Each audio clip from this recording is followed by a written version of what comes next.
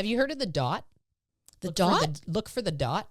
Have you heard this? No, I haven't heard that gets used. So my first dog was a Rottweiler, and that, I will tell you, those nails are thick. Those nails were black and thick. Black as night. Oh my goodness. Yeah, they were a lot to cut through. And for my first dog too. Right. She was always tolerant of having her nails trimmed in that, you know, she would accept it, but she was nervous of it. So she would do this little jerk with her paw every once in a while. So I was always stressed doing her nails, and we worked hard to overcome that once I got more skills in my training and realized that I could help overcome it. And then she was great, but it was a task to be able to do her nails. So there's a couple of things that I relied on. One was first feeling the underside of the nail. Right. Yeah. So when you feel the underside of the nail, you can feel where it starts to hook at the end, right? And there's a little bit of a different texture because there's the quick in there and there's some pulp in there and whatnot.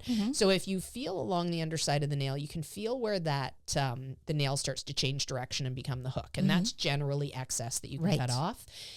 I like to trim my dog's nails more often than not. So usually once a week I do nails. It's very rare that I skip, but I mean, sometimes it happens. But do you have Toenail Tuesday?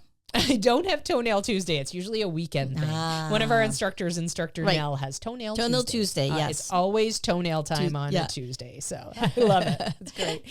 The other thing, the look for the dot part, I thought was a really brilliant way of saying, okay, this is how you see the quick on a black nailed dog. So what is the dot? The dot. So if you look at the end of the nail, it's usually a completely flat surface, right? When it needs to be cut, and maybe a little bit rounded, but there's nothing visual there that's different in the end of the nail. But when you take a little bit off, you can start to see the pulp. Oh, in the nail. Yes. I know what you mean so now. As you shave off little bits of the nail, eventually you will see the quick, and it starts as a dot in the nail. I will definitely need my reading glasses on to see that. You will definitely, I don't think I'd be able to do this at this point without. I'm still in denial about going and getting cheater or close-up reading glasses, but I need to, especially for toenails. Right. If you heard my eye doctor story, you'll laugh at that one.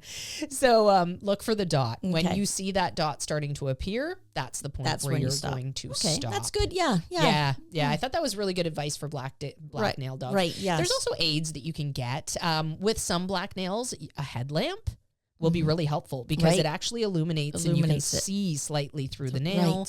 There are, I think they're like heat-seeking papers. Yes, that I've you seen can them. stick to the nail, so it will actually turn a different color when there's the blood vessel is warmer, obviously, so it heats up the paper. So there are aids that you can get out there. But if you weekly trim a little bit off every week, it's not going to be an issue. Yeah, it's very unlikely you're going to cut into the quick if you're just shaving bits off. Right, at a time. It's when you leave them too long and have to do a chunk. Yeah, if you have to take a big chunk off, it's much more likely that you'll hit the quick.